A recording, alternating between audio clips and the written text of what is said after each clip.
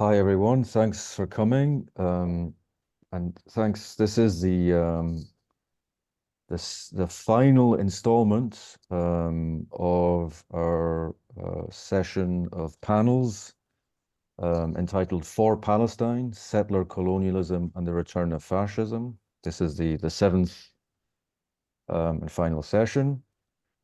These panels have been co-organized by the Program for Critical Humanities for Liberal Arts at AUB, the Critical Approaches to Development in the MENA region at AUB, and AUB Center for Arts and Humanities.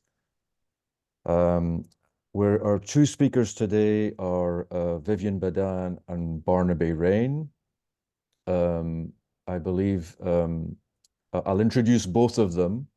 Vivienne will start us off, will be our first speaker, and then she'll be followed by Barnaby.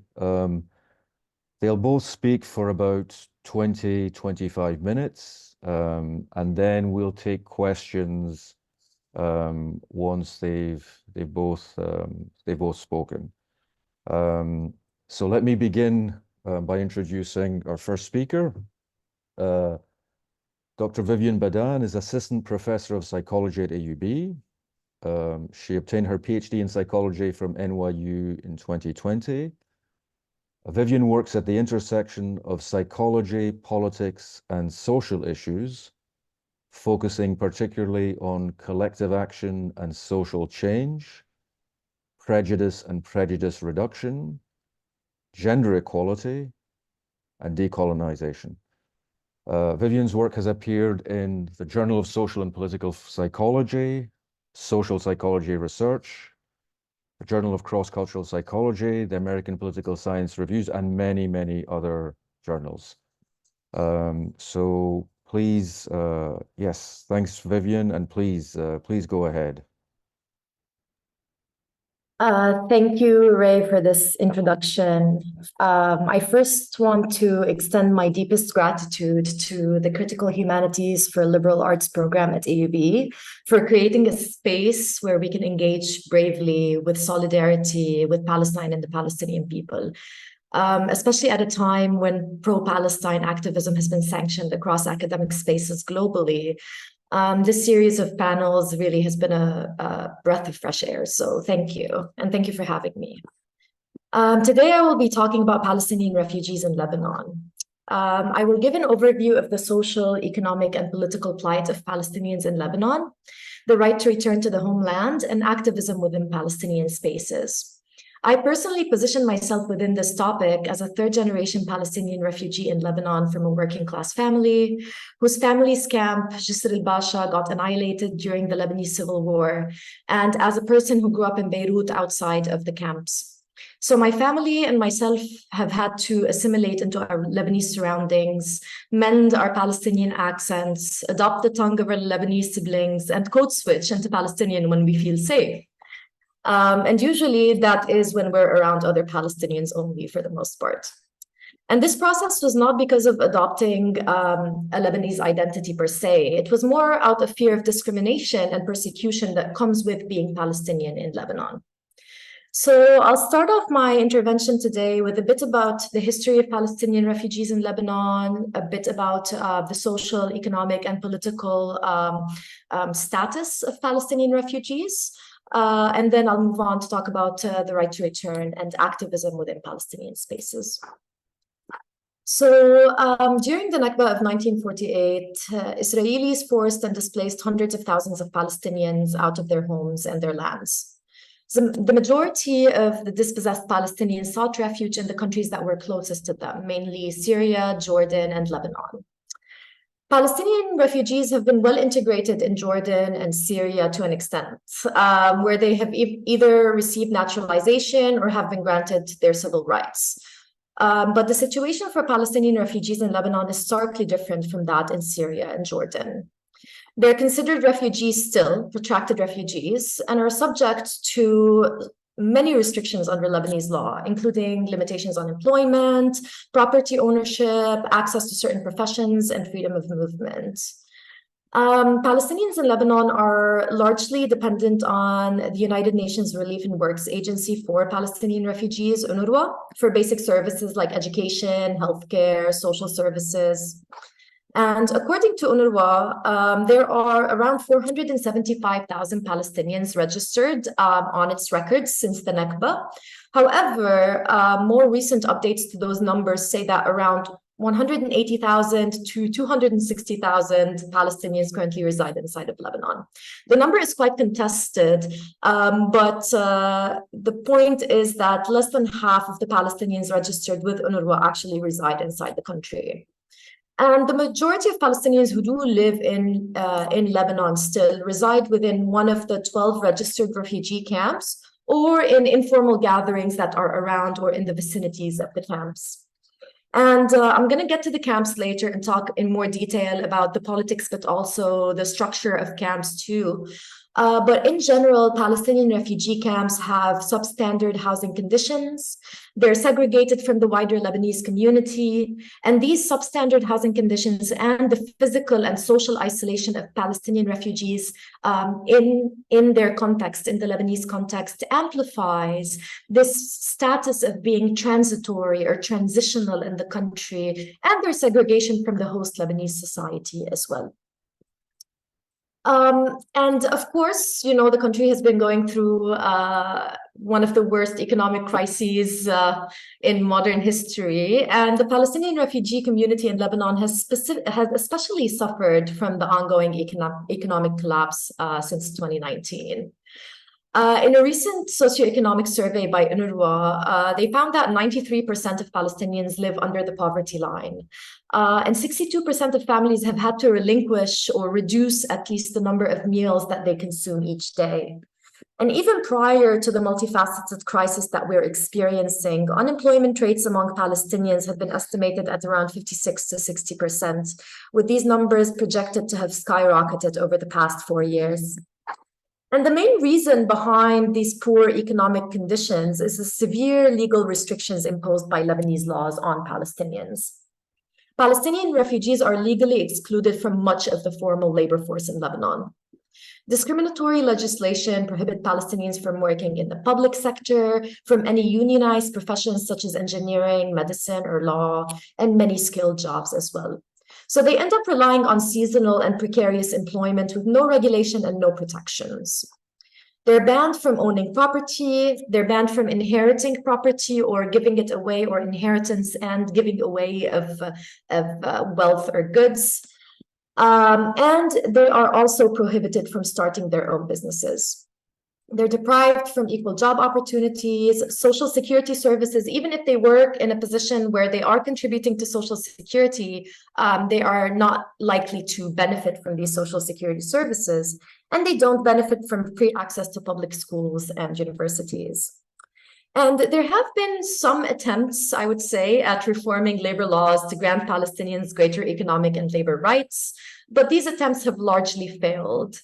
And in many cases, actually, they have restricted the participation of Palestinians in the Lebanese labor market even further by imposing, for instance, the necessity of having to get work permits to be able to be employed in certain positions. So Palestinians are struggling with this discriminatory legal system that marginalizes them economically specifically and denies them basic human rights. Now, I said earlier that I'll circle back to the idea of camps and living and dwelling in camps in Lebanon. Palestinian refugee camps in Lebanon have been a focal point and a hub for the Palestinian Shatat. I'm going to be using the term Shatat throughout my talk to refer to Palestinians in the diaspora. Shatat indicates a bit more of scattering, you know, being scattered outside of your home. And the diaspora doesn't necessarily capture this feeling of scattering without being rooted in or being in your homeland as well as Shatat. So when I say Shatat, I'm broadly referring to diaspora. So Palestinian camps in Lebanon have been a focal point for Palestinian Shatat since the Nakba and since the dispossession and expulsion of Palestinians from their lands. Although these camps were initially established as temporary shelters, they have transformed into long-standing communities with intricate and dynamic socioeconomic and political terrains. Palestinian refugee camps are considered, in urban planning terms, ghettoized. They are densely populated and overcrowded with limited space and almost a complete absence of proper infrastructure, where refugees who live in camps lack access to adequate sanitation, electricity, and clean water. And a very small portion of the needs and necessities of camp dwellers, including healthcare, education, and relief services, are provided by UNRWA. But resources within the organization and within other NGOs that work within camps are oftentimes insufficient in meeting the needs of the large and growing populations within the camps. And in terms of the political structure of camps in Lebanon, Palestinian refugee camps are internally administered by the Palestinian factions, and the Lebanese government does not provide essential services within the camps. However, the camps are securitized, so the Lebanese government doesn't offer any services in the camps, but it completely surrounds the camps and, closes them off from the rest of the areas in which they exist. So the camps are securitized by Lebanese army under the pretext of preventing political violence within the camps. The Lebanese army stations checkpoints at the entrances and exits of camps, which effectively closes them out from the rest of the community. And they conduct various patrols and operations within the camps every now and then. So the combination of these factors has led to the creation of isolated, marginalized, and impoverished communities within the Palestinian refugee camps in Lebanon. And this situation has perpetuated a cycle of poverty, limited opportunities, and restricted access to basic services and rights for its residents, exacerbating this phenomenon of ghettoization of the camps. And I think it's really important to keep in mind that the Zionist settler colonial project is a genocidal project, targeting Palestinians everywhere, including Palestinians in the camps here. So the ethnic cleansing project of the settler colonial state of Israel does not stop at genociding people within historic Palestine. During the Lebanese Civil War, which lasted from 1975 to 1990, and during which Palestinian factions played an active role in the combat, the occupation coordinated with its allies in Lebanon, mainly right-wing Lebanese Christian nationalist militias, to massacre Palestinians and eliminate the Palestinian resistance from Lebanon. The massacres included Tal Za'atar, Jisr al-Basha, and Karantina in 1976, and the Sabra and Shatila massacre in 1982. These massacres killed over 5,000 Palestinian refugees combined, and also large numbers of working class and poor Lebanese citizens and Syrians who resided in the camps as well. And the camps were not only targeted by Christian nationalist militias, but they were also targeted by other political factions in Lebanon as well. For instance, in the War of the Camps, or Harb al-Mukhayyamat, which took place between 1985 and 1988, the Beirut refugee camps of Sabra, Shatila, and Burj al-Brajne were besieged by the Shia militia Amal that was then backed by the Syrian regime and the Syrian army. And armed clashes took place between the Palestinian Liberation Organization and its allied factions within the camps, and Amal and its allies who were trying to take control of the camps.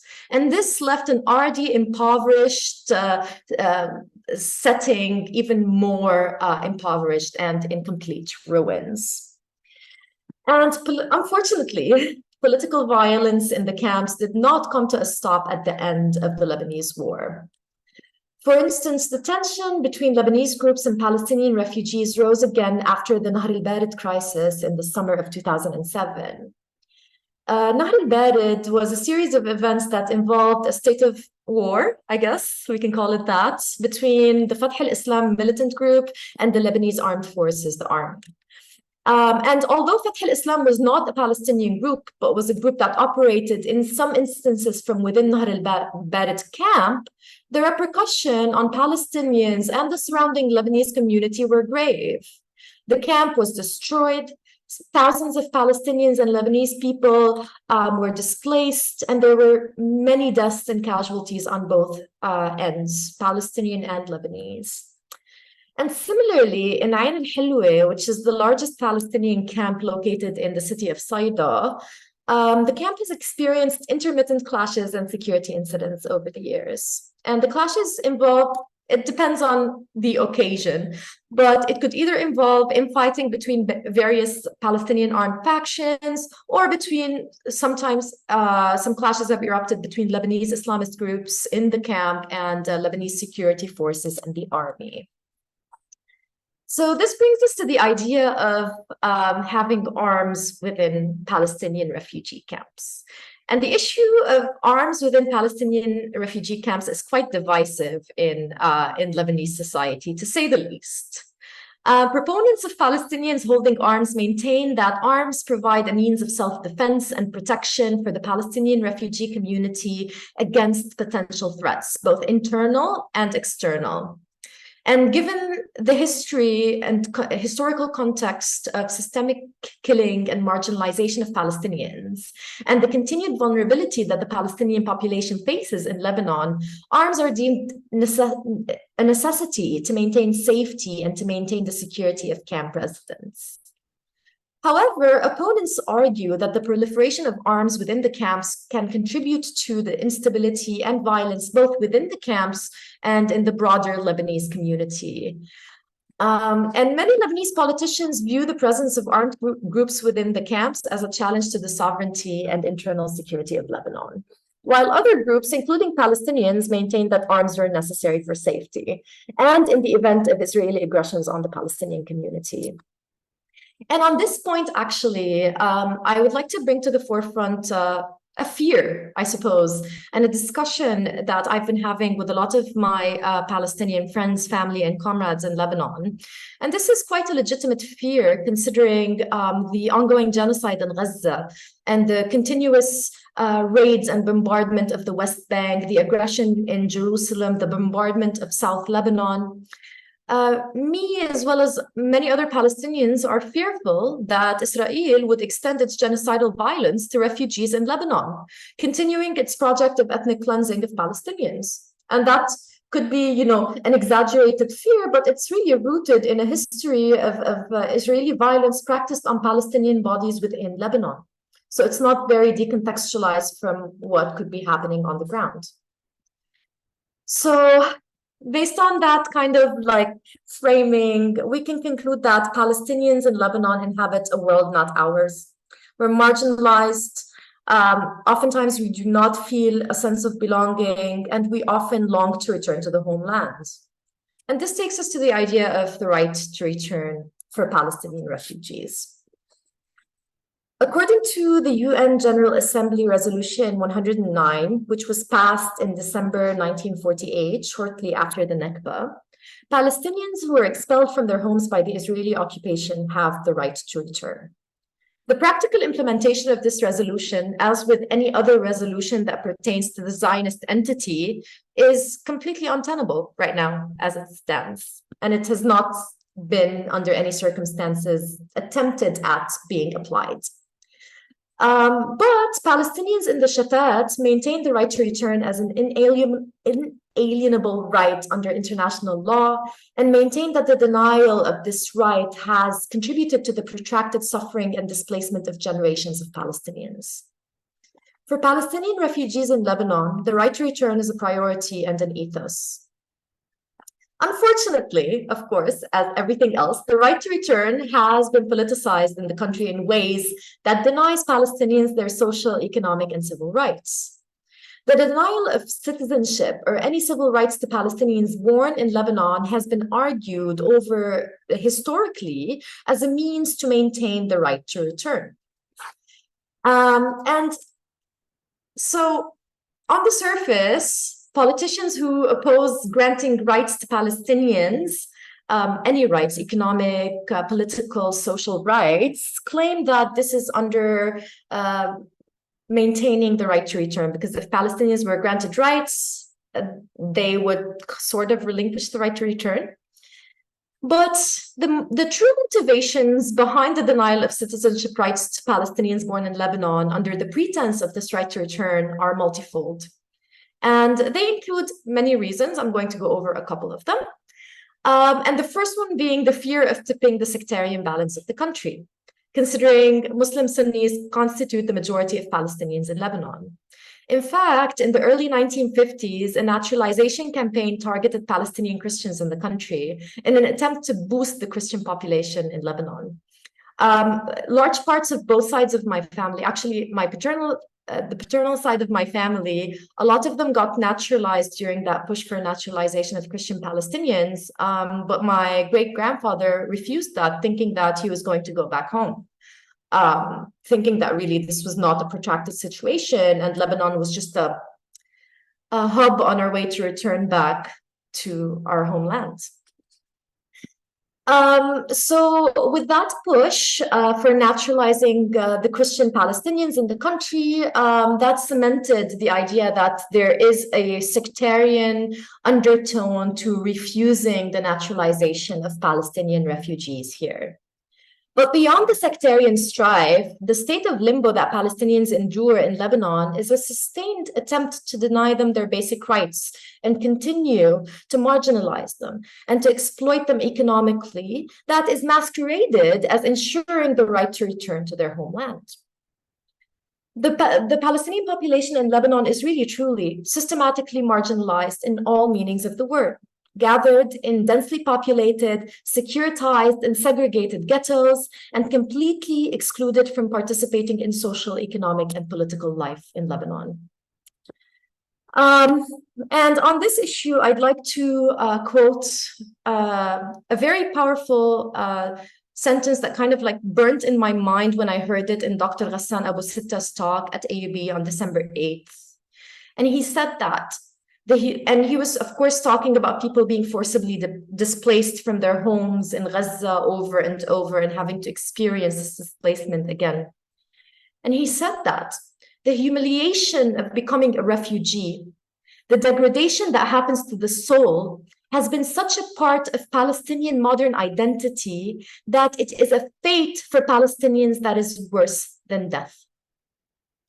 And I think this really summarizes or captures the experience of what it's like to be a Palestinian refugee in Lebanon and beyond, and within Palestine, within our own land. And in the final bit of this intervention, I'd like to talk a bit about Palestinian activism. I won't expand much because we might address some of these issues in the Q&A. But I'd like to highlight the fact that Palestinians in Lebanon have to actively fight two fights: the fight for their rights and dignity in Lebanon, and the fight for liberation of their homeland. Two very difficult, very challenging fights that we have to engage in simultaneously. On our first fight, which is the fight for our rights in Lebanon and for living a life that is one with dignity, I am going to reflect on one of the most recent instances of mass mobilization of Palestinians in the camps against legal discrimination in Lebanon, which took place in the summer of 2019 as Hirak al-Mukhayyamat, or the movement of the camps. And this was documented by my very good friend and colleague, Dr. May Abu Mughli, who I think is with us on the call today. Not only did Palestinians protest in the camps during that summer, but they had also joined their Lebanese comrades on the streets during the uprising of 2019. And 2019 seemed like this fushat amal for claiming or thinking about or for once demanding a life of dignity for Palestinian refugees in Lebanon. Of course, it did not materialize, but I'd like us to focus a bit on the Hirak itself, so Hirak al-Mukhayyamat, or the actions that took place inside the camps. The Hirak came as a response to a racist campaign by then Lebanese Labor Minister Kamil Abu Sulaiman to crack down on foreign workers. And by foreign workers, the crackdown here really was on Palestinian and Syrian workers. And this crackdown was fueled by a rising anti-refugee sentiment among various sections and segments of Lebanese society. Some of the processes that were key to the movement was the emergence of new, young voices of Palestinian leadership, to the dismay of many active factions from the camps that had run and ruled the camps for as long as they had existed. So here there was a young leadership that was not necessarily politically affiliated with any of the traditional factions or parties within the camps. And the movement relied on economic measures, such as exclusively trading within the camps to exert economic pressure on the Lebanese government. In fact, historically, Palestinian movements and activism within Lebanon has relied quite a lot on economic strategies, such as general strikes, boycotting trading outside of the camps. So they're at the heart of Palestinian activism in Lebanon, which also shed light on the dire economic situation in the camps and the marginalization of the Palestinian worker to the fringes of the economy. So although the Palestinian worker and the Palestinian refugee contribute to the Lebanese economy by living here and purchasing from here and putting in their income, their money, and their work and their labor into the market, they are still kind of pushed away to the fringes of the economy and have almost no economic rights. But Palestinian activism also relies on other tactics to claim rights and dignity, including demonstrations, sit-ins, blockades, advocacy, awareness, campaigns for advocacy on boycotts, and sometimes political dialogue and negotiations with local and international authorities and bodies. And simultaneously, while fighting for receiving some level of rights to exist and live with dignity in Lebanon, Palestinians here are still really tied very deeply to the fight for liberation of their homelands. And Palestinians in Shatat in general have held on deeply to their right to return to the homeland and to the principle of armed struggle for liberation. Actually, most sentiment among Palestinian refugees in Lebanon is not with, receiving Lebanese citizenship. We insist on being able to someday exercise our right to return to our homeland, and hopefully that would, happen after liberation. And a lot of Palestinians also hold on to the principle of armed struggle for liberation. The camps, in a sense, are a microcosm of Palestinian society at large, and they reflect the political complexities of Palestinian existence. In most camps, you'll find the presence of multiple Palestinian factions, from the PLO to Hamas, from the Palestinian Front for the Liberation of Palestine to the Islamic Jihad, to the Democratic Front for the Liberation of Palestine. If you walk through any of the camps, you will see the streets of the camps adorned with photos of martyrs who have ascended in their struggle for liberation. So the idea of armed struggle for liberation and martyrdom on the path towards liberation are crucial to culture within the camps. And militant factions are active within the camps. But of course, the issue of working from within Lebanon to liberate Palestine is quite contentious and has been for, as long as we can remember. On the one hand, you have this genuine and justified motivation to fight for liberation from every front possible, a legitimate motivation that Palestinians have. On the other hand, Palestinian resistance factions operating from within Lebanon face a very complex dilemma. The first one being the sovereignty of the host country that we're in, and the other one being the looming ghosts of the civil war. And أكيد تنذكر وتنعاد إنه we do not want a return of the civil war, none of us. But regardless, Palestinians, so far at least, will continue to exist in Lebanon, at least until liberation. Many consider Lebanon home, having been born and raised here, but Lebanon does not necessarily consider us as part of its social fabric. Palestinian refugees in Lebanon lack all rights, are completely marginalized, and are, for the most part, insulated from the rest of society, and they're periodically attacked violently. While we stand currently in solidarity with Palestinians in Gaza, with Palestinians in the West Bank, and all of occupied Palestine, we have a responsibility to stand in solidarity with Palestinians in Lebanon, to demand that they are treated with dignity and respect, and they receive their basic civil rights. This means an end to the exploitation of Palestinian labor. and granting Palestinians full economic and political rights, all while maintaining Palestinians' right to return to their homeland after liberation. I think it's time for us to push forth a different narrative. The fact that granting Palestinians their rights within the country does not mean relinquishing the right to return. Those two things can coexist with one another. And it's really important for us to be able to, in the future, exercise our right to return to our homeland to live a life of dignity in Lebanon. Well, that's what I have. So thank you for listening. Thanks very much, Vivienne. Thanks. That was great. Okay, so our next speaker this evening is Barnaby Raine. Barnaby is a historian and activist. He's currently a PhD student in history at Columbia University. His doctoral research seeks to explain the decline of thinking about the end of capitalism from Marx through to debates in 20th century Britain amid the end of formal empire.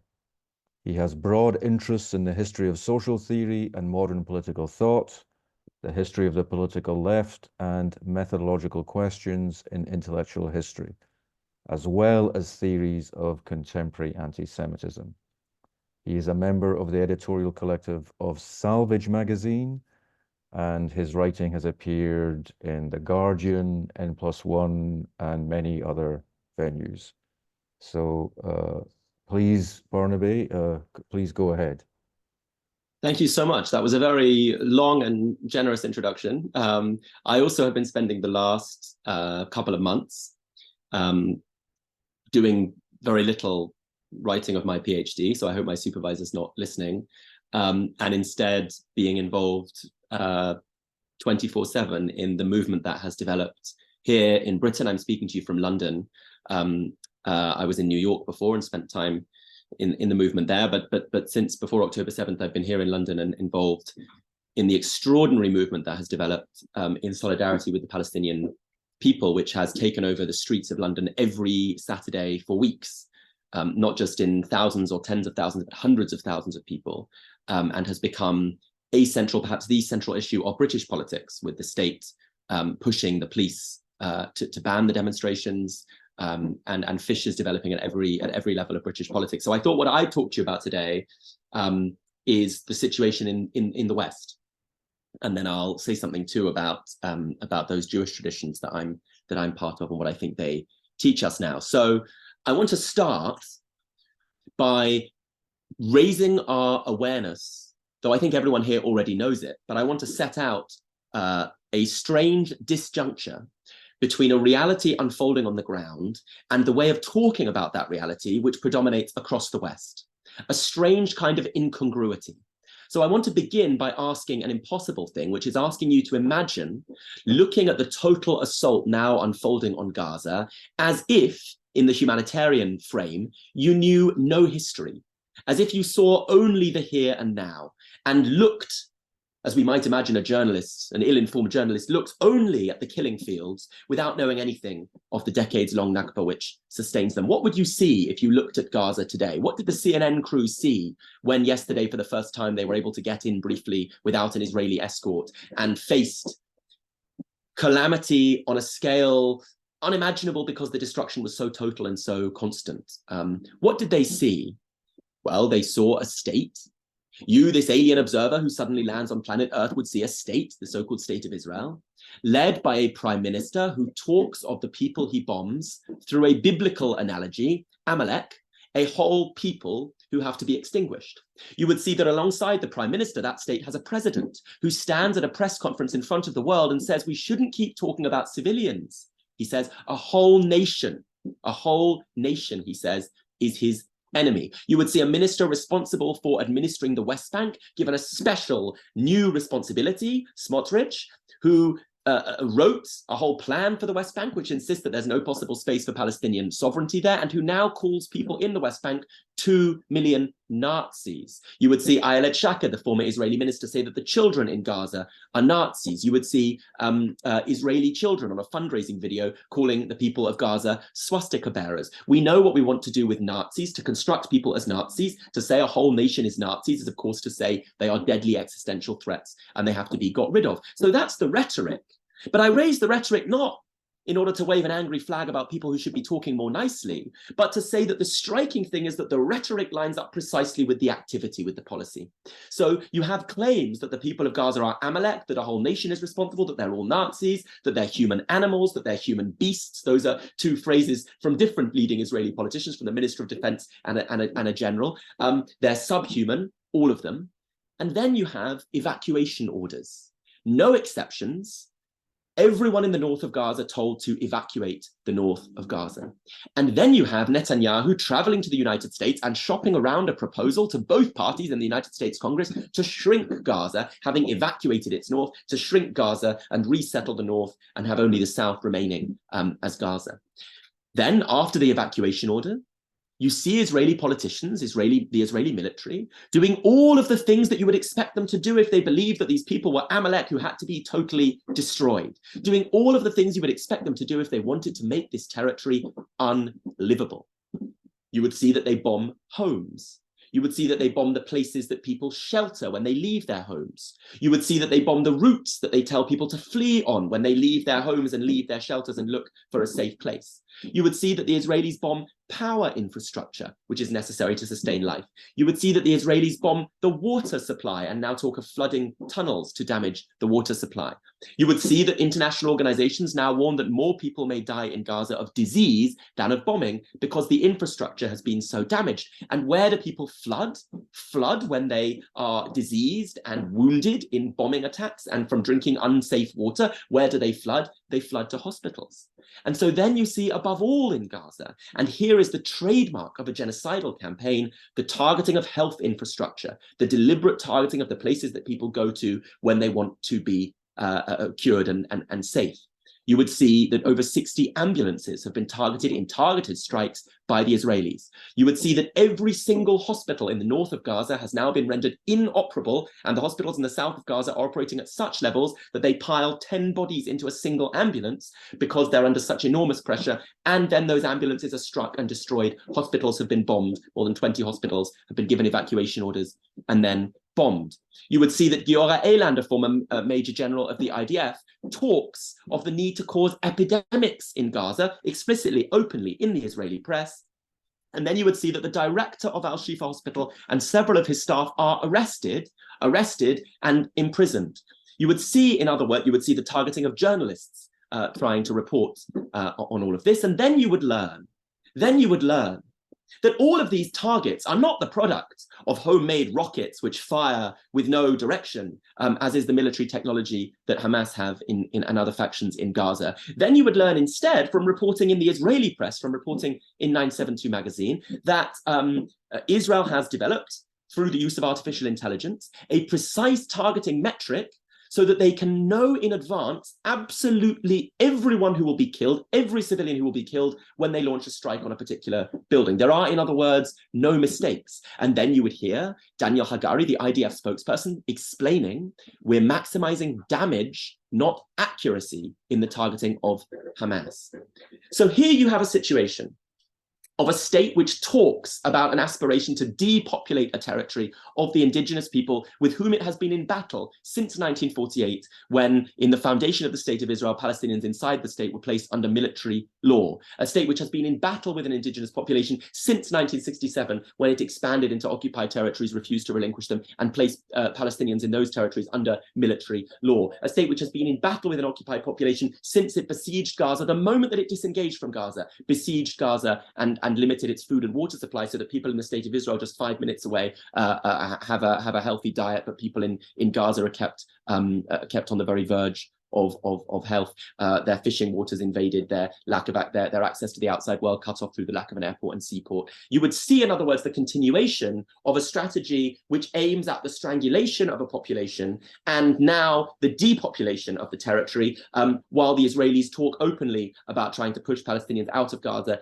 into Egypt. And if any of this seemed like conspiracy theorizing, even though it lines up with all of the language that the Israeli state uses and all of the actions that the Israeli state enforces on the ground, you only have to look at the fact that Israel consistently refuses to give any guarantee that Palestinians who leave Gaza will be allowed back to Gaza. And of course, the obvious fact that the state of Israel does not allow Palestinians whom it bombs in Gaza, whom it claims are civilians that it doesn't want to harm very occasionally, will say that when it's talking to the international media. Of course, it doesn't allow those people to cross right over the border by opening the prison gates to allow people from Gaza to go into the fields that surround them in so-called southern Israel. So here's the strange incongruity. We have unfolding in Gaza something which is not unique, something which is in fact a kind of textbook. The use by political leaders of language which talks about cockroaches, that was the phrase in Rwanda, human animals is the phrase in Gaza, the use by political leaders of language across the political spectrum, across the military and political leadership, across the leading journalistic outlets too, language by the leaders of a state and society which construct the people they're fighting as a whole population that has to be annihilated. Amalek, Amalek, destroy them all. We have a textbook that tells us what happens when political leaders use language that say that a whole people has to be annihilated. And then those political leaders enact a military strategy which has ensured that to date, more UN workers than Hamas commanders have been killed in Gaza, a military strategy which does not target military infrastructure, but carpet bombs universally civilian infrastructure, and then especially targets healthcare, so that the World Health Organization, the UN Refugee Works Agency, Medical Aid for Palestinians, Doctors Without Borders, all warn for weeks and weeks and weeks now that the whole health system in Gaza has become inoperable, so that people can't be cured when they're not launching a rocket. That they're fighting for their life on an unfunded, starved hospital bed. We have, in other words, a very clear textbook for what that means, because it happened in Rwanda, because it happened in Srebrenica, because it happened in Darfur. We have a clear language, and the language is, of course, genocide. And yet, in the face of that fitting, that slotting into place of the Israeli military strategy, the Israeli genocidal strategy, with countless other examples through history, in the face of that obviousness, we have a strange incongruity where in the West, the framing is still that this is a war on Hamas. This is Israel's war on Hamas, even though the language and the policy don't line up with simply that. So why? Why? This is where the space of politics, I think, importantly opens up. And this is, I think, what I want to explain to you, joining from Beirut, what the fissures that are now developing in Western societies because of that strange incongruity. Genocide seems precisely to be a humanitarian language. That is to say, it doesn't ask the questions of politics, which are questions of analysis and explanation. It needn't ask where things come from. It simply says that atrocities are being committed, evil is being committed. But this case shows the limits of the register of humanitarianism, which doesn't ask about origins, but depicts arbitrary, inexplicable evil that is either without history, that's the way the Holocaust is canonically narrated, this thing that comes from nowhere and is without history, or its history is primordial. You know, a Western language can understand genocide happening in Africa, where it can talk about it through a primordial history of tribal conflict and so on. None of this is to say that it's political, right? That it has origins that come out of developed social relations and the conflicts that they generate. Here, though, the genocidal project is explicable only by resort to the analytical categories, colonialism, settler colonialism, which mean accusing the whole West, that upstanding moral arbiter, in the psychodrama of genocide prevention. So here we have a case not of sub-Saharan African groups that can be understood in the West as backward tribes who don't have civilized development. Here we have a case not of a sudden emergence amid depression and crisis of a genocidal project in 20th century Europe, which can be dismissed as the product of a mass psychology of debased apolitical hatred.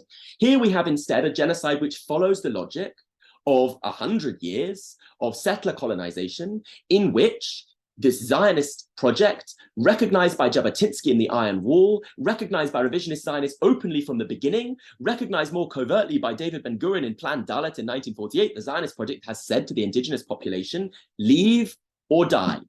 And the problem is that that imperative, that option given to an indigenous population, leave or die, is of course the option that every settler colonial project resolves itself into. And that's why today in North America, the Cherokee and the Iroquois live on reservations or don't live at all. 98% demographic collapse of the indigenous population following the process of settlement in North America. So to name a genocidal project here is not to do the work that naming genocides normally does, which is to step outside politics and offer a humanitarian account that says, isn't this horrible thing happening? Let's have some UN peacekeepers and let's have some international aid, without asking how the Rwandan genocide was in fact generated by a set of categories for dividing and ruling that the Belgian state enforced in its brutal colonization campaign. You don't need to say that in order to recognize that now that the Rwandans are killing one another, we can say it's a horrible crime and we need some Europeans to come in and keep the peace. That project of an apoliticizing understanding, a depoliticizing, dehistoricizing understanding of the category genocide, which allows you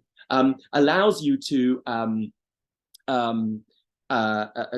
talk of the horrors while still calling on the moral arbiter of the West to intervene, allows you, in other words, to talk of horrors without raising any challenging political questions about an imperial colonial world order. None of that is easily possible in Palestine, because in Palestine it isn't only that the project that is launched that becomes genocidal is a settler colonial project, it's also that settler colonial project is tied to wider imperial agendas. And in our language today, we have discovered, since the inspiration around the world of the defeat of apartheid in South Africa, we have discovered the ability to talk about Palestine through the register of the settler colonial, but lost perhaps some of the 20th century global language of imperialism, which said it isn't just that this is the project of a few colonial settlers. The Great Revolt in the 30s, the left of the liberation struggle in the 70s, people like the PFLP, all understood the need to connect the settler colonial project to a wider imperial project, which found use for the state of Israel. And so given that Israeli violence would stop, as every Israeli politician says and every Israeli general says openly and blithely in their media, if Joe Biden picked up the phone and told it to stop, given, in other words, the coexistence of a settler colonial form of violence, which raises uncomfortable questions to the existence of the contemporary United States, Canada, Australia, New Zealand, and so on, given it's connected to a wider imperial violence, which raises uncomfortable questions for the whole West about its way of operating around the world, the blatant diagnosis of genocide is obscured from the Western media discussion, who insist instead on this framing of military conflict, even though they use no such framing in discussing Srebrenica. Now, to some extent, there's a meeting of the languages of war and genocide, because genocide is the answer that the colonizer chooses, not because the colonizer is simply drunk on violence, though that, of course, happens with anyone who runs a fortress in the wilderness, but also because the colonized resist, because the colonized cannot totally be pacified. And so the genocidal lever is the lever that the colonizer reaches for upon the realization that the colonized cannot simply be made to disappear while still living in refugee camps, but instead must be fully effaced from the territory. Because as long as they're there, they're going to keep fighting and dreaming of freedom. That's the reason that Palestinians inspire people around the world, because they refuse. And here's a lesson that we all must learn in the face of climate catastrophe. They refuse, even when the odds seem utterly overwhelming, simply to surrender and to lose the sight of the possibility that we all treasure, that many of us treasure, which is the possibility of a home, the possibility of peace and freedom. And so the colonized refuse to be pacified. And so that's where the genocidal impulse comes from. It comes, yes, from the desire to destroy Hamas, but the recognition that Hamas are not, in fact, as the Israelis claim, ISIS, because if they were, none of this would be relevant. If Hamas were a network of foreign fighters recruited with funding from foreign states who travel on the promise of a luxurious life in Gaza, then you could stop those people entering and you could bomb their military infrastructure. But if in fact they're a guerrilla movement that have some basis in the spirit of a people who refuse to surrender, then that whole people becomes your enemy. And if they fight through a network of underground tunnels, which are able to be maintained because people in the territory let them be maintained, then the only thing you can do is to carpet bomb the whole territory above ground in order to try to get to that military infrastructure beneath ground. Though, as we saw in the targeting of hospitals, the claim that in the case of the Al-Shifa hospital, the claim that this hospital was a was a cover for a giant Hamas military compound, was so casually, lazily offered to please the Western media that when they entered the hospital, found no Hamas fighters there, went below the hospital and found only a small tunnel, which the former Israeli Prime Minister Ehud Barak then admitted the Israelis themselves had built. None of that was really a problem, because as far as Israeli public opinion is concerned, they're very clear that it's a sort of slight joke to the Western media that they'll talk about fighting Hamas, but they know they're trying to extinguish the population of Gaza, either by killing them all or by making them leave the territory, because that's the only way they can feel safe, because they know that they live in other people's stolen homes, because they know that the Jabalia refugee camp in Gaza is named after the Jabalia neighborhood in Jaffa, now called by the Zionist Tel Aviv. Because the people who lived there were chased from Israel's major city, and so they understand in the Zionist state the need for a campaign of depopulation, a genocidal campaign, which is why amid this extraordinary violence, greater violence than this is almost hard to imagine, in a territory in which 20,000 people, approaching 20,000 people, have already been murdered. More than the official tallies of the whole American campaign in Afghanistan in terms of civilian deaths. And they've been murdered in a tiny space about the size of Manhattan in the space of just a couple of months. In the face of that campaign, 60% of Israeli society, Jewish Israeli society in the polls, thinks that Israel isn't being harsh enough in Gaza, should go further. So given this disjuncture between an obviously genocidal reality and a language in the West which talks instead through the terms of military confrontation, because it must avoid facing the facts of the violence generated by settler colonialism and imperialism, within the West there has been born a coalition which terrifies our own ruling classes, because it is a coalition of people from all over the world, initially decried through racist languages as a kind of Muslim issue, but in fact a coalition of people from all over the world who know something of the facts of colonization, who know something of the facts of anti-colonial resistance, and who see the racism in the fact that while here in Britain we fly the flag high and talk of the heroism of the Blitz, where Brits were willing to give their lives and give everything, including bombing German cities, in order to try to save our sovereignty when it was under attack. Though that is something which can constantly be discussed in every textbook and on every high street, the fact that the anti-colonial resistance of the colonized can never be openly discussed, in fact is legally prohibited from being openly discussed in a country like Britain. These things tell people that there is a racism at work, and it reminds them, whether they're Algerian or whether they're South African or whether they're Vietnamese or whether they're from the Caribbean, it tells people that there is a global truth of colonial violence. And so out of those diaspora communities in the West, linking up with those precarious workers in our multiracial inner cities who may not be from those places, but who know what it is to be demeaned and debased by the same kinds of imperial power which they see now telling Palestinian children that their lives aren't worth living and their deaths aren't worth breathing. In that coalition emerges an exciting political possibility, which is discussed by our states as hateful and which is repressed and banned. And so I think it is for that reason that one finds much more repressive energy directed at the Palestine movement now in France, in Germany, and now increasingly in Britain than is directed against other kinds of social struggles, has been directed against the anti-war movement in the past, against trade unions and so on, all of which face state power in various kinds of nasty ways. But the aggression targeted against the Palestinian movement shows the kind of awareness of a set of dividing lines in a clash of civilizations, where the clash is not really simply East versus West or North versus South, though it has some of that, but is really about those who believe in a world order predicated on domination and those who have an anti-colonial sensibility linked to various kinds of left-wing sensibilities which think of a world beyond facts of domination and a world of freedom. Lastly, I just want to say something about the position of Jews in this and the language, the prevalent language of anti-Semitism.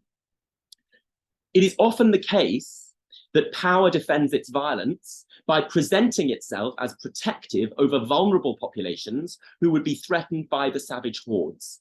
So think, for example, of the language of patriarchy, which was recoded by feminists as an enemy, but whose origin presents the patriarch as the protector of the vulnerable women and children. Think about moral panics about child sex abuse, which we've faced in increasing number in Britain in recent years, which construct weirdo outsiders who have to be hunted down by by club-wielding conscientious men, when in fact, of course, much of the threat to children comes from the family and from those they know. So power defends itself by claiming that its violence is not about its own propagation, is not about its own reproduction as power, but is instead about the benevolent protection of poor innocent people who would be threatened by the savages, the underclass, the exploited, the wretched of the earth, if ever they got their hands on power. Think too about the way that the white women were rhetorically constructed in the Jim Crow American South, where brute racial domination over black men was defended by the claim that these savages were rapists who would rape white women, and that's the basis for a lot of lynchings,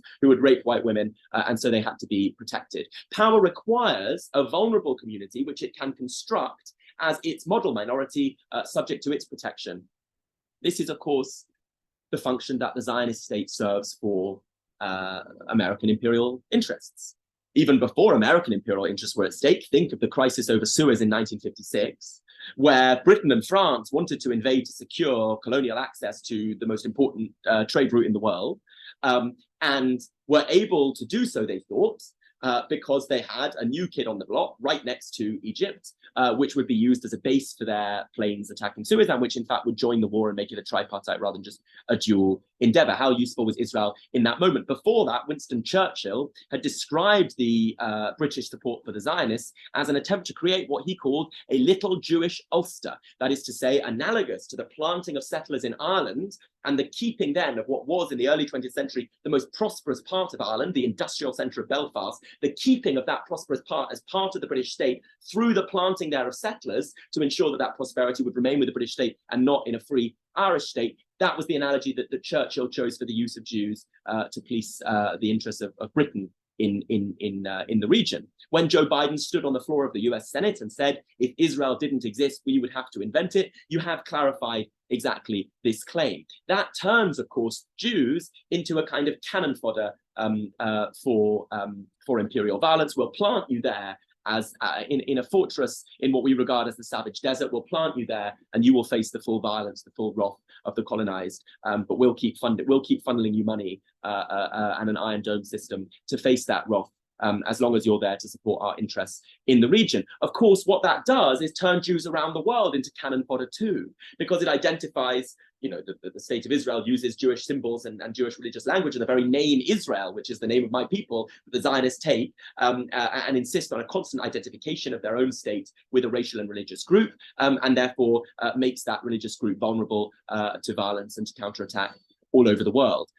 In one sense, that is an updating of a long-standing role for Jews in the racializing modality of the West as buffers for power, where Jews were long constructed. If you think, for example, about the consistent attempt over centuries to put Jews into occupations involving the use of money and the charging of interest by Western Christian power in order to turn Jews into those buffers, separating the anger of the oppressed and exploited and power, and redirecting that anger against the model minority who do the dirty work and who can therefore face the anger. That is the role that Israel serves for imperialism, and it's also the role that Jewish communities serve when right-wing politicians all around the world will say, we must keep out Muslim immigrants, we must target and surveil Muslim populations in the West, and then more broadly than Arab and Muslim communities, all those who form a kind of anti-colonial global majority are suspect and savage, and we've always thought, says the West, they were suspect and savage, but now we can say, just as the Jim Crow segregationists discovered when they chanced upon the discovery of the vulnerability of white women as convenient for their rhetoric, now we can say that these savages around the world are dangerous because they target Jews, and we construct ourselves as defending Jews. And so you have the otherwise bizarre irony of Marine Le Pen leading an organization founded by people who love the Third Reich, fronting a march against anti-Semitism in Paris, while Geert Wilders from the fascist tradition in the Netherlands will be, if he takes office,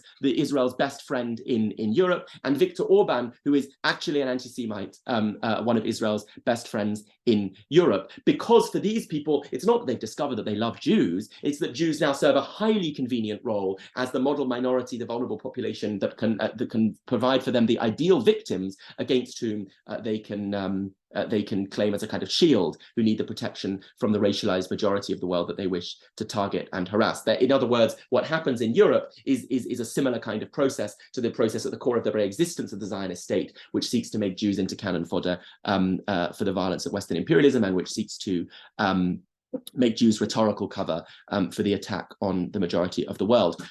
We are then, in the language of a group that I have recently joined and started organizing with in Britain, the Black Jewish Alliance, who say we are in a battle for the soul of our people, because the question that many of us face as Jews is the question, do we want to continue to be cannon fodder for imperial violence? Do we want to continue to see rising anti-Semitism as Jews are associated with an increasingly genocidal project tied to a declining imperial hegemon in America? And as we know, when imperial hegemons decline historically, their violence tends to become all the greater and all the more uncontrollable. Do we want, in other words, to be firmly placed in that camp, thinking that our safety as Jews comes through increasing policing and protection, so that the British state now says they want to put 1,000 more police on the streets of London, police who will do what police always do on the streets of London, which is harass and target black and brown people, but they want to put them there, they say, in order to protect Jews. So do we want to be part of that camp, which sees our safety in the very forms of power which have spent 2,000 years excluding and then murdering us, and which now haven't really had a volte face,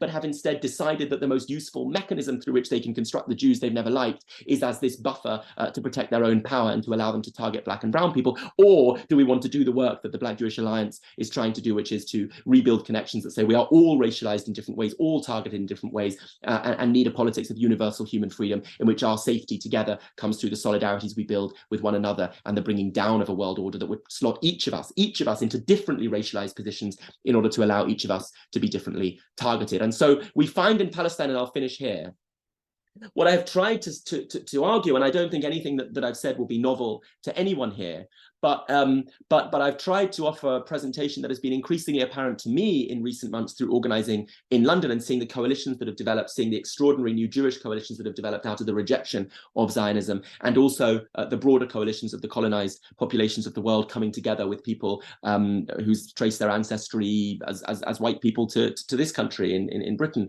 but who have a consciousness of experiences of domination beyond just the colonial experiences that are gendered and that are racialized and that are class-based. We have found in Palestine a crime manufactured by a world of empires, a violence that divides and debases all of us, even the colonizer, especially the colonizer.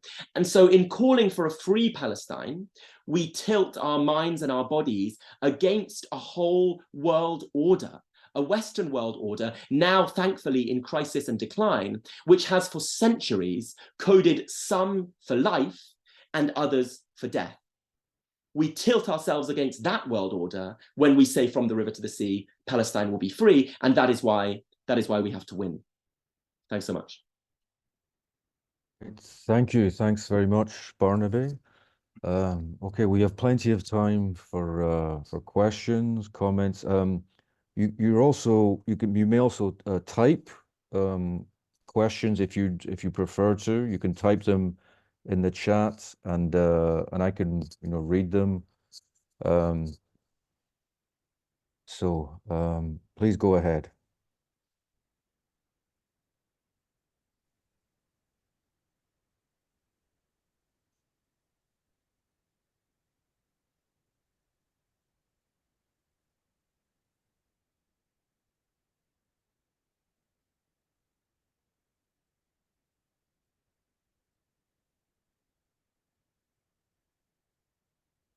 Okay.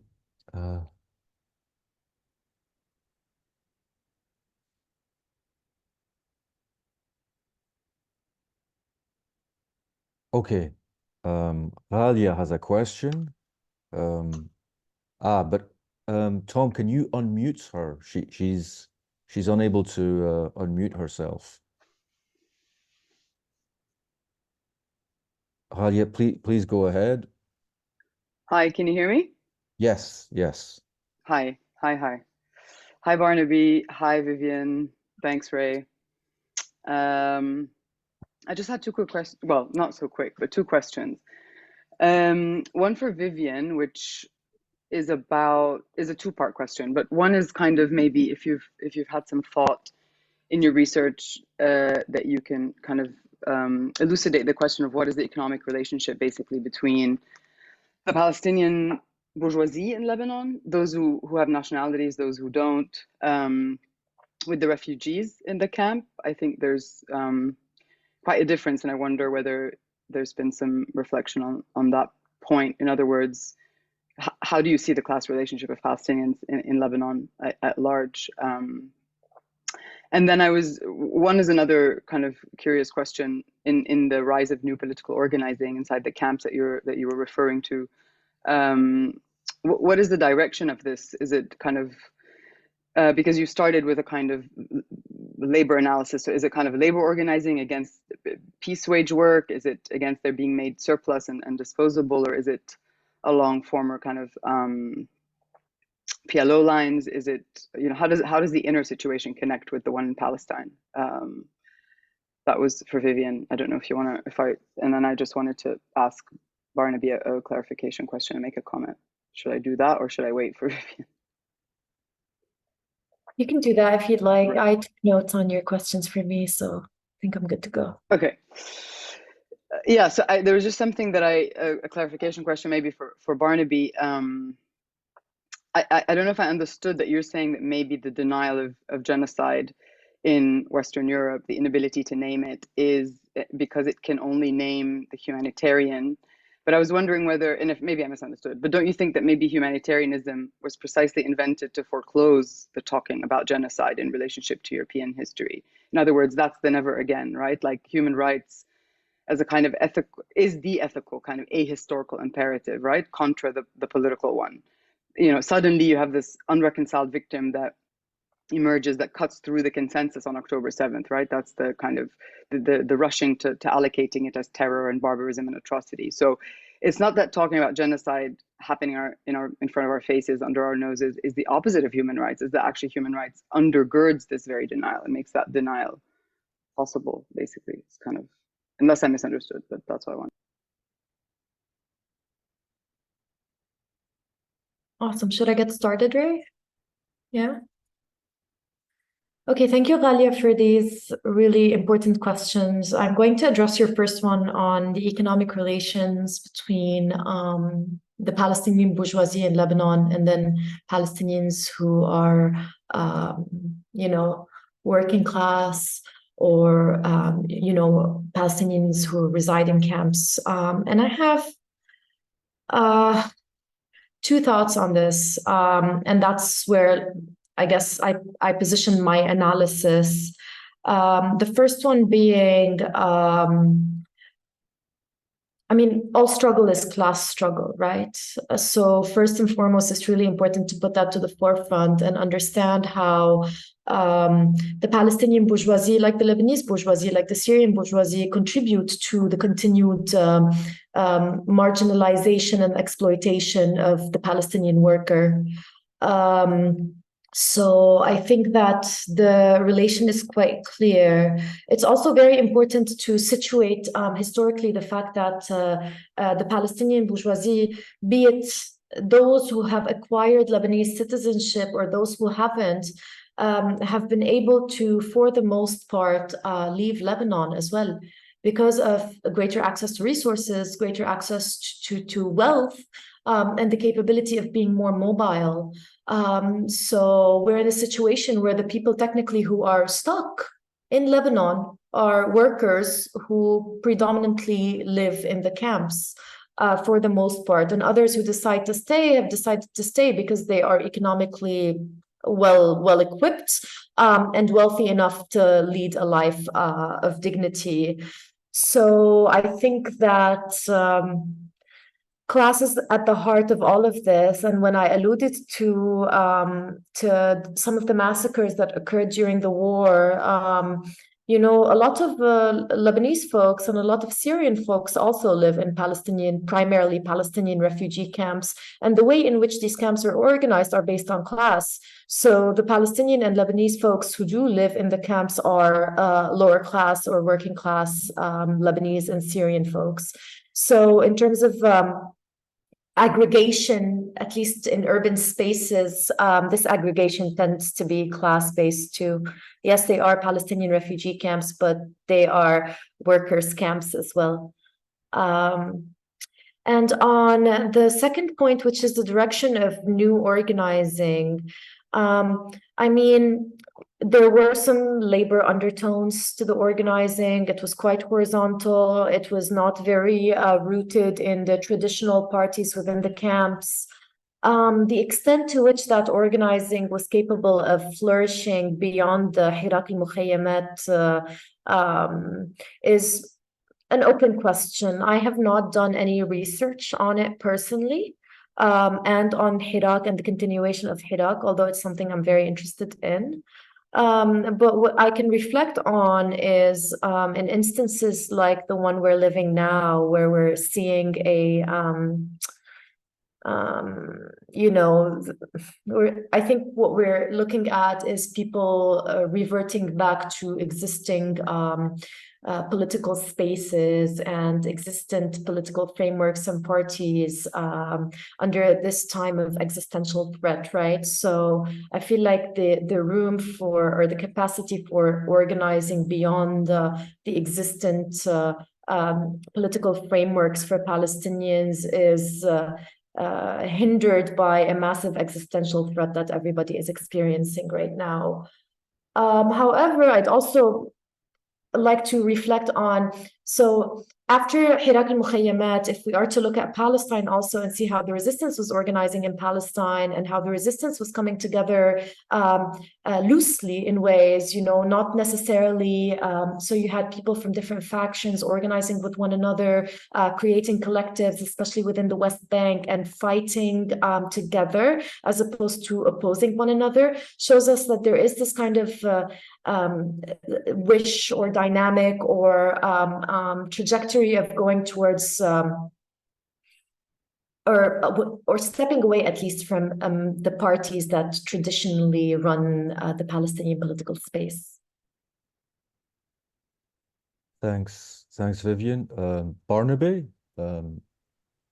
I don't think that I disagreed with anything that Alia just said, so I hope that I wasn't hopelessly unclear, though I probably was. But let's see if Alia and others disagree with this. It just seems to me that the function of the term genocide is challenged by what is happening now in Palestine, because the function in the West is precisely to depoliticize the talk of violence. So in the foundational case of the Holocaust, the mode of Holocaust memorialization is in fact a mode of forgetting. I mean, I always think it's not the case that the problem of Germany is that they're too obsessed with the Holocaust. They talk about the Holocaust too much. In Neukölln in Berlin, people have this banner, "Free Palestine from German guilt."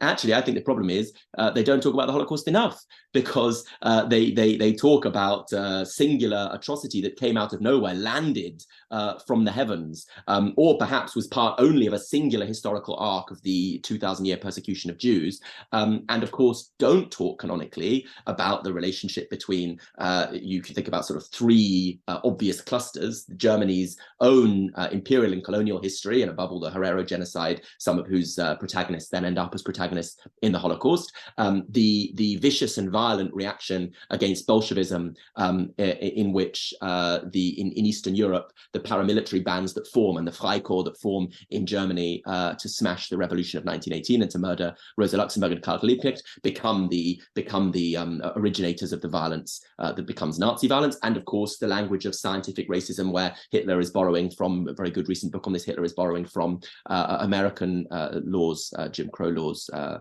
with his rubbish about skull measurements and so on. So the language of Holocaust memorialization effaces all of that by saying instead, this is just an inexplicable atrocity and a unique atrocity. And those words, unique and inexplicable, become central to the commemoration of the Holocaust, such that if you challenge them, which seems to me to be precisely the thing that you'd want to do if you want to avoid it happening again, if you challenge its uniqueness or its inexplicability, if you connect it, if you talk about other Holocausts as a language which you use to talk about the murder of 20 million people in the transatlantic slave trade or whatever, you are taken to be minimizing and not properly recognizing the Holocaust, rather than, as it seems to me you're doing, precisely attempting to reckon with the scale of its violence by placing it in its context. So the decontextualizing insistence that is founded through the language of the Holocaust, I think then works very conveniently for an idea of genocide prevention, very much analogous to a language of human rights, of course, in which there is a safe and stable Western government of the world, of the universe perhaps,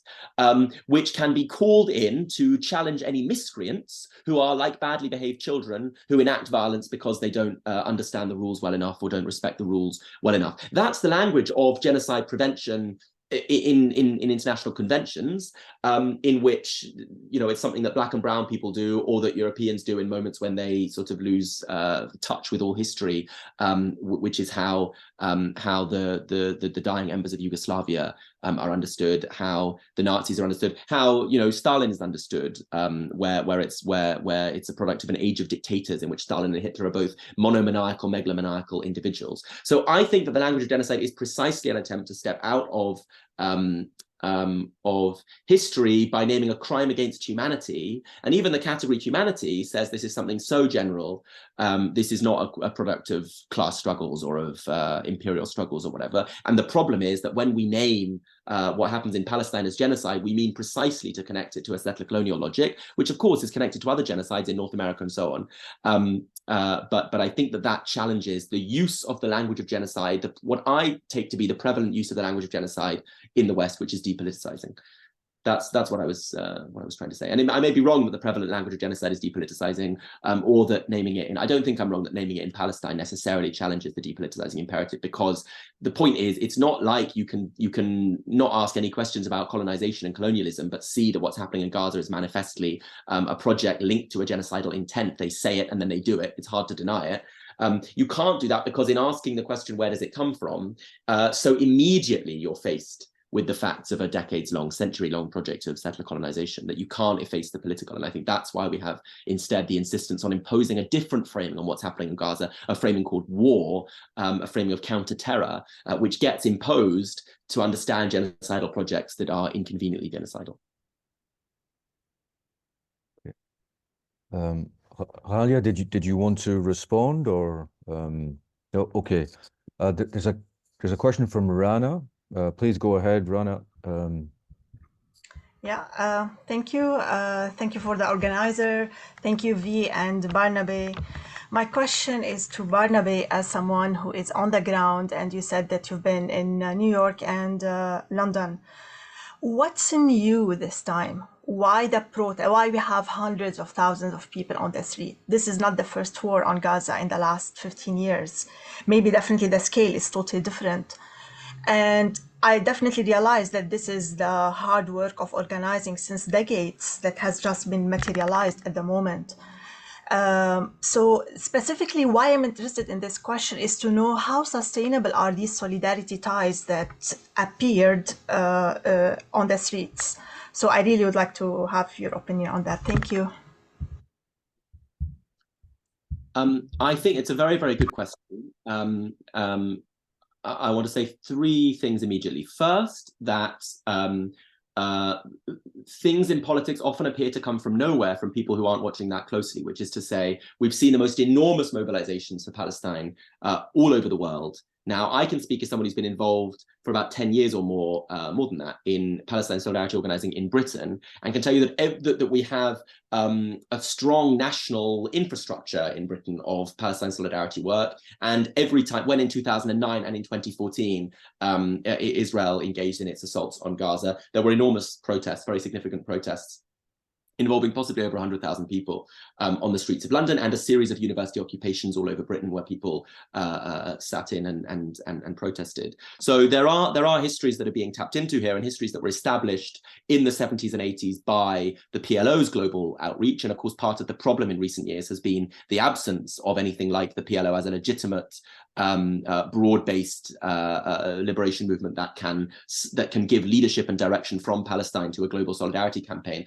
And that, I think, had a big disorganizing effect in the way that was never the case in South Africa, when although there were divisions in the liberation, although the ANC wasn't everything, right, the South African Communist Party and the African National Congress were able to give a lead to global solidarity projects. We've been disorganized by the absence of that and the fragmentation and division of the Palestinian national movement, which is of course one of the Zionist projects in ensuring that fragmentation has been to disorganize not only the Palestinian people but global solidarity. but nonetheless, we have been building strong things in recent years. So the first thing I want to say is it doesn't come from nowhere. The second thing to say is that I think you gave the answer, Raine, in your question, that to some degree it's the sheer scale of the violence that has mobilized people, and you saw that when the attack on the Al Athli hospital immediately preceded a demonstration that had been called weeks before, and that demonstration I think was significantly bigger than it would otherwise have been because people were so horrified at the scale of the attack on hospitals. But then thirdly, and I think most interestingly, the global movement now aligns with domestic factors in the places where it's taking place. So I think that part of the reason for this, and this is what I tried to hint at, I mean, I think that the targeting of the demonstrators with repressive language and policy, we now have in Britain the beginnings of police turning up at people's doors under Article 12 of the Terrorism Act and saying, have you declared support for a prescribed terrorist organization? We're going to investigate your devices. So that push, which is starker and more aggressive, though it's of course founded in the logics of the war on terror, which have been doing that for a long time. But the upping of that repressive drive, I think, speaks to an awareness on the part of the state and the political right that the communities that are being mobilized are something like the urban multiracial surplus population, or proletariat or lumpen proletariat, or whichever kind of class category you find most compelling, who are people whose lives are increasingly precarious and who know what it is to be marked out for an inferior package of rights on a racialized basis or just on a class basis. And that community faces the crisis, the long crisis and stagnation of neoliberalism, in which the promise of social mobility and of expanding capitalist prosperity has been stalled by insecure employment and rising rents and property costs, so that people are locked out of the promises of capital, face increasing insecurity and instability, and found for a few years attempted political parliamentary channels for that anguish, so that in Britain we had the Corbyn moment, in France you had Mélenchon, who actually in France Insoumise have been interestingly, Mélenchon, who a decade ago was very soft on the hijab ban, is now refusing to call Hamas a terrorist organization. In Spain, of course, you had Podemos. In Greece, you had Syriza. So there was a brief moment of the attempt at the articulation of that sense of alienation from promises of capitalist prosperity, the attempt at the articulation of that promise through parliamentary channels. Now that moment has been defeated, and the parliamentary project has been more effectively claimed by a populist right. And in the face of that alienation, we saw first in America the massive uprising for Black Lives Matter, which then spread and caused the most geographically widespread protest in Britain since the Chartists in the early 19th century. And many of the people who were involved in coming onto the streets in America and Britain to say that Black Lives Matter are the same people, it's not just a claim, it's been measured, the same people who come onto the streets for Palestine. So I think that there's those three things to bear in mind. We've always been there, it's not entirely new, and the connections established over decades have been important. Secondly, that the sheer genocidal scale of the assault on Gaza now is horrifying to people. But thirdly, that it's happening in a moment of a wider political alignment of social forces who understand their place as the street, because they've lost hope in significant parliamentary articulation for their feeling of alienation from capital and imperialism, which allows them to see the colors of the Palestinian flag as their own colors. So the thing that's been most inspiring to me, perhaps, has been the ubiquity of the Palestinian flag across multiracial parts of London, flown from lampposts. The police then take it down. And then after the police take it down, the government announces that the whole of the Houses of Parliament in Britain and 10 Downing Street, the Prime Minister's residence, will be shrouded in the colors of the Israeli flag. And in that moment, those organs of state power in Britain will be lit up in the blue and white. And if you, as delivery drivers and Moscowers in East London, try to put up a Palestinian flag, the police will take it down, clarifies a set of dividing lines and a set of stakes, which I think help in that polarization to mobilize communities of struggle. Thanks, Barnaby. More questions, please.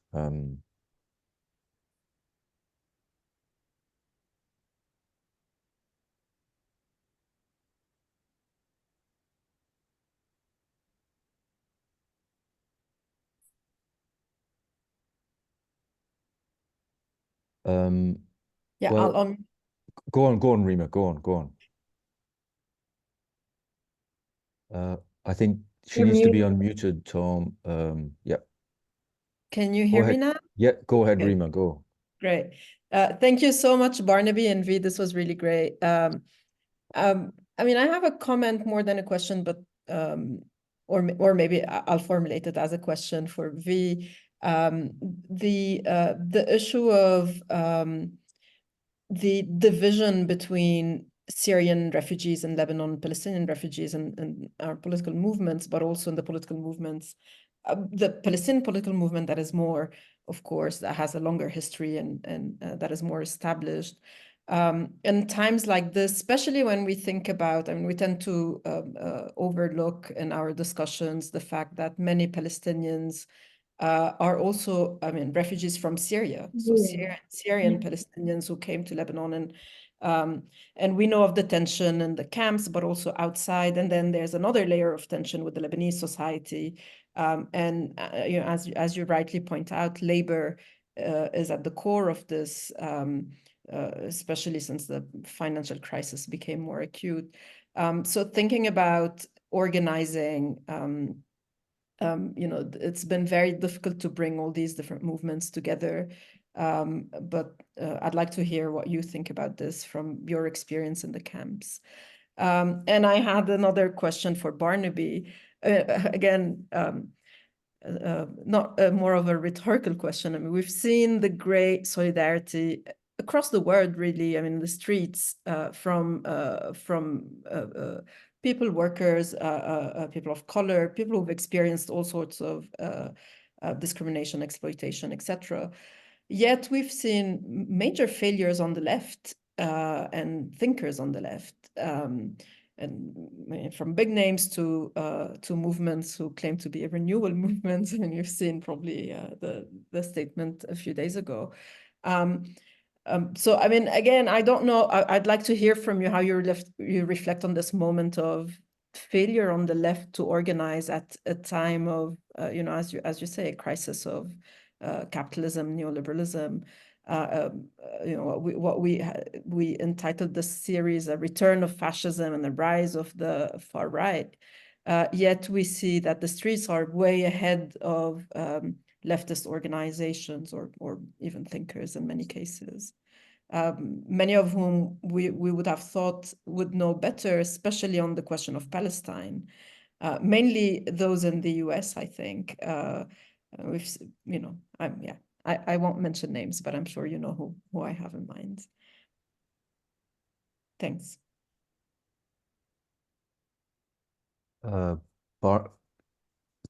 Barnaby, Vivienne, either of you would like to respond? I'm happy to go first or to wait. Please, yeah, go ahead. I was about to name all the names that Rima's not naming, so I won't. But or at least some of them, because there's a lot. And the worst nadir of it all was the so-called left renewal statement that Rima just mentioned, which I don't want to mention because I don't want people to look at it. You know, you can look at the awful thing that Habermas did and say, well, he's been out of there goes the Frankfurt School. There goes the critique of social domination and its passage into the praise of deliberative democracy. But actually, I thought the most horrifying thing was a statement that claimed to be a sort of courageous statement of speaking truth to power. The legacy of a kind of anti-Stalinist left that dared to challenge the Soviet Union is often invoked in these moments.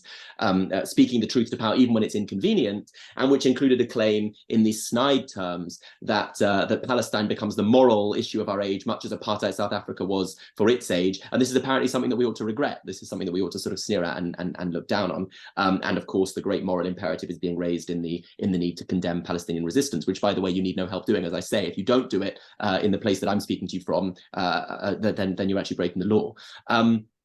So the effacing of those power dynamics and the claim that the courage is involved in leftists saying that they disagree with Hamas, which is an extraordinary claim to make from the imperial core, I think has been polarizing. And I think that one of the things that's been useful about this moment has been now, of course, one should be very, very careful about polarizations, because in the 20th century, the left tended to lose them, you know, just as one should be careful about crises, because in the 20th century, they tended to break to the right.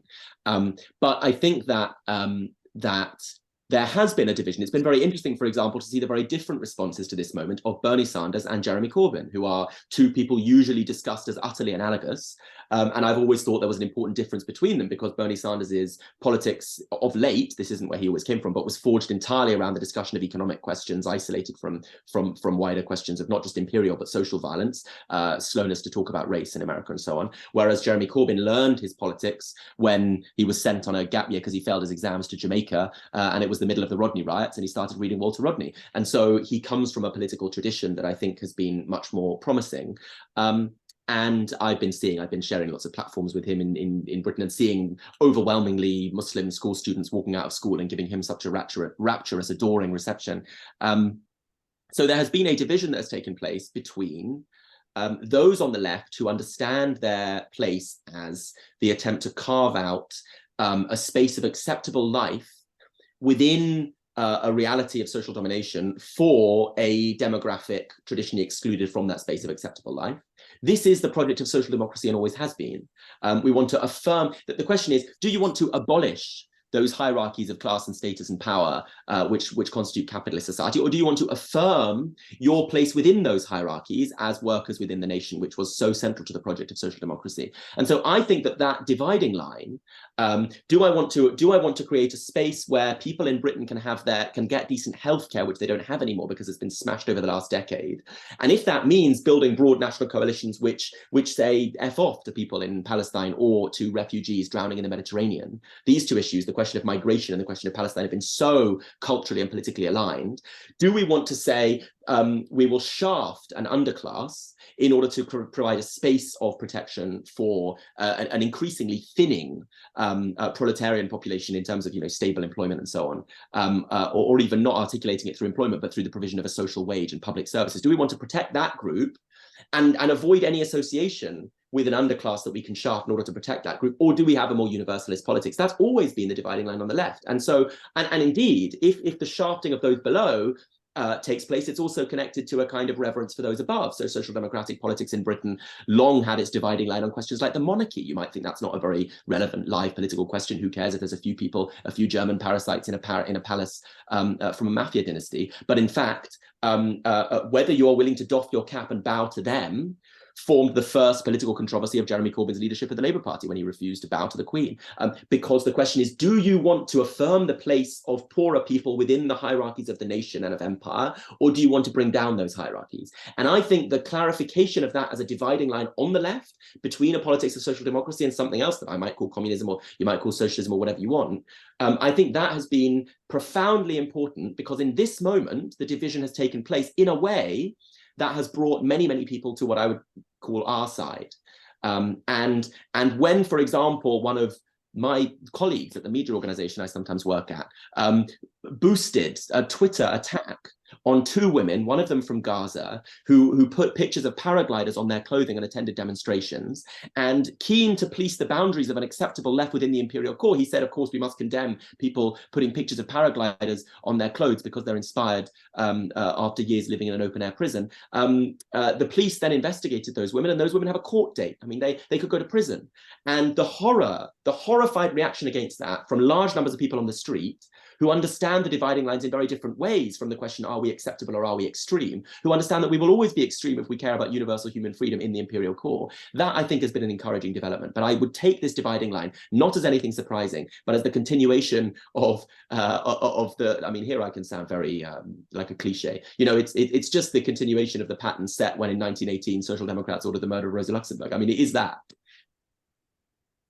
And one last thing, at Baku in 1920, when the Bolsheviks assembled the Great Congress of the Peoples of the East, they released this final declaration, this appeal to the workers of Europe, in which they said, workers of Europe, you might think that you have no interest in colonial questions. You might think that you can benefit from the acquisition of colonial plunder, but know this: if you strengthen the overseers and the generals and the commanders who run colonial fortresses and break us to take our labor and our resources, you will strengthen the hand which then will come to beat you up too. And that is a kind of tragic thing to read now, written in 1920, because of course it was a warning not heeded. And so we got the years of European social democracy followed by the years of neoliberalism when the violence came back home.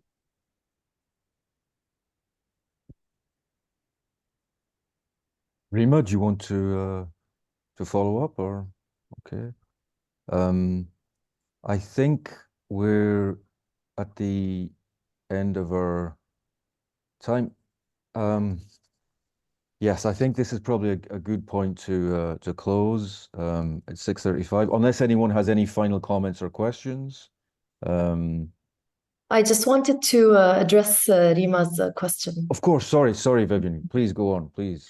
Rima, I fully agree with you that it's an unfortunate, I think, status quo to have to pit two deeply marginalized groups within Lebanon against one another in a way, right? And I think that we have more to synergize and stand in solidarity with one another on than there is to, fight over. I remember the other day we were in Burj al-Barajne, and a Palestinian comrade said, "Don't go to that shop. It's run by Syrians, so you're not going to benefit people from the camp." And I was just a bit shocked at the comment, and thought about the fact that this Syrian person who lives in the camp and who is running their business in the camp is technically, from an economic perspective, struggling in the same way as the Palestinian in the camp as well. And I think there's room to stand in solidarity with one another to a greater level than we currently do.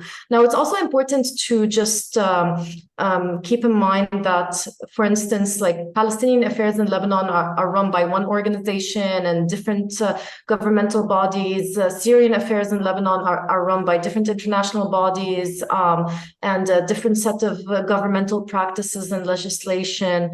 So there are differences to the two refugee groups. And I think it's crucial to remember that we are all kind of battling the same monster. We have more reasons to stand in solidarity with one another than to be divided. And we see that when there's a rise in anti-Syrian sentiment and prejudice, with it comes a lot of anti-refugee legislation also, or practices, discriminatory practices. It doesn't only influence one group, it influences both groups of refugees simultaneously. And even right now, as Palestinians are being murdered in Gaza and the West Bank, Syrians are being murdered in Idlib. Our conditions are different, but we have a lot to really work together on. So I think my point would be, it would be important to create or forge Palestinian-Syrian solidarity because we are fighting very similar monsters, at least internally here in Lebanon. So it's good for us to think together, get together and organize together rather than think of our issues as separate. Thanks, Vivienne. There's a question from Samer. Please go ahead. Tom, if you can. Hello. Yes, thanks. Yeah. Thank you so much. I'm just gonna ask a quick question, just going back to Lebanon, since I'm listening to it and I'm just, like so many Lebanese now, with the issue of Hezbollah and the South, and the fact that, on a military level, they're confronting Israel. When it comes to the local politics, and this is our dilemma always, this controversial issue, if we look at the party as a anti-imperialist, but at the same time, when it comes to on the local level, on Lebanese level, they follow, let's say, in their economic policy, a Western capitalist model. Mm-hmm. So where do we stand in this? The question is for both Vivienne and Barnaby. And the same thing with the ideology in terms of the struggles of women and many other oppressed people, both in Lebanon and including Syrian refugees that you were talking about as well, and all the attacks and all that took place, and what happened in Syria in particular as well. So yeah. I'd like to hear about this. Yes. Thank you, Samir, for this incredible question. I think we've all been thinking about it and talking about it and struggling with it to a similar extent. And just from a psychological perspective, I find the dissonance that we experience when, let's say, we're cheering on an attack on the Israeli military, but at the same time remembering who we are cheering for and what that means for us politically internally here in Lebanon is quite a state of dissonance that we experience. To me, as a Palestinian, first and foremost, what I think is a priority, especially right now, is for us to think about, how can we achieve the liberation of Palestine and what does it mean to stand in solidarity with Palestine? We do have our internal issues here in Lebanon, and Hezbollah is one of those very contentious issues internally. And we will have to deal with that. But I think, to me, right now, the compass and the guiding trajectory is how can we contribute and stand in solidarity with Palestinian liberation from Zionist settler colonialism, and then everything else is secondary. And there is also a similar debate in the context of historical Palestine as well, as in who is currently engaged, who are the freedom fighters, who is engaging in resistance against the Israeli settler colonial state and the Zionist military, right? Do we think that a liberated Palestine is a Palestine that is going to be run and administered by, current resistance groups and political groups? Or do we envision something different? And I think that question takes us much into the future, while we should focus on now. And right now, we need to support, the struggle for liberation by any means necessary. That's where I stand, and I think it's really important for us to be okay with supporting forms of solidarity with Palestine and being critical, very critical of the sources of solidarity with the Palestinian struggle for liberation. I don't think they're that difficult to consolidate at this particular moment, at least for me, and I know for a lot of comrades and colleagues as well. We'll have to deal with the repercussions eventually. Barnaby, did you want to respond? Yeah, just quickly. So to some extent, this is the question which clarifies how easy things are in the global north, because the political challenge here in forging a healthy and an emancipatory left is merely the most basic. It's opposing imperial violence, where sections of the left, as I was saying earlier, are comfortable with it and see a kind of bargain between the maintenance of imperial violence and the granting of some economic stability and security here at home. But of course, the problem raises itself. On all of the demonstrations for Palestine, there have been, visible at the edges, two different sets of Syrian flags, right? There are people who come on those demonstrations who see it as the continuation of the tradition of the Syrian revolution. And there are people who come on those demonstrations who see it as the continuation of what they understand to be the anti-imperialist orientation. I think it's a hard argument to make, but what they understand, given Syrian territory has been occupied for 40 years and Bashar al-Assad was previously a guest at Buckingham Palace, but they imagine the anti-imperialist orientation of the Syrian state. And of course, that fissure is, as I agree with everything that Vi just said, and as Vi just said, that fissure is represented, that kind of fissure as regards Syria is represented in the heart of the Palestinian national movement. The one thing that I would say quickly about this is that I think that we ought to approach the question not as more as a historical one than a moral one. That is to say, when Yemen, one of the poorest countries in the region, now inspires people by calling out the bullshit of other states which will talk about things and actually acting, and in doing so creating a real cost for the Zionist state. It will now be much more expensive for the Israelis to ensure their shipping, and that's very important to them. So when that happens, we all know around the world that there was for decades a very, very serious and major left tradition in Yemen. There was a communist state in part of Yemen, and Houthis are not it. The Houthis don't come from that tradition, don't represent that tradition, but represent something completely different. But the challenge is, when it comes to the Houthis, when it comes to the Islamic Republic in Iran, when it comes to Hezbollah, when it comes comes to Hamas, when it comes in some moments to the Brotherhood in Egypt, though the position there is more complicated, the challenge is reckoning with a historical reality in which the 1980s devastation of the left, which I think has been a global phenomenon that we also have to reckon with in the global north, the devastation of the left caused in some parts of the world a situation where anti-colonial, anti-imperialist politics is now led by other forces than us. And so we simply engage the fact that they're not us, and that the only way that we can try to rebuild is by reckoning with the realities of the present and not living in an echo chamber that adores the traditions of the past and venerates them so much, and this sometimes happens all over the world, I think including in the Arab world, adores those traditions so much that we fly the flags of Che Guevara but don't ask about the challenges of the moment, which actually other forces may be better at facing than we are. So we have to root ourselves in the present, and we have to orient ourselves as thoroughly and consistently as everyone else does, more so, to the kinds of anti-colonial struggles that we want to support, and that sometimes means marching alongside.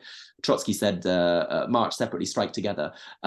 Sometimes you have to do that, but I think it means reckoning with the fact that this is just a historical index of our failure and defeat, and we want to rebuild out of that failure and defeat. But the fact of the marginalization of the left is a global fact that has been decades in the making.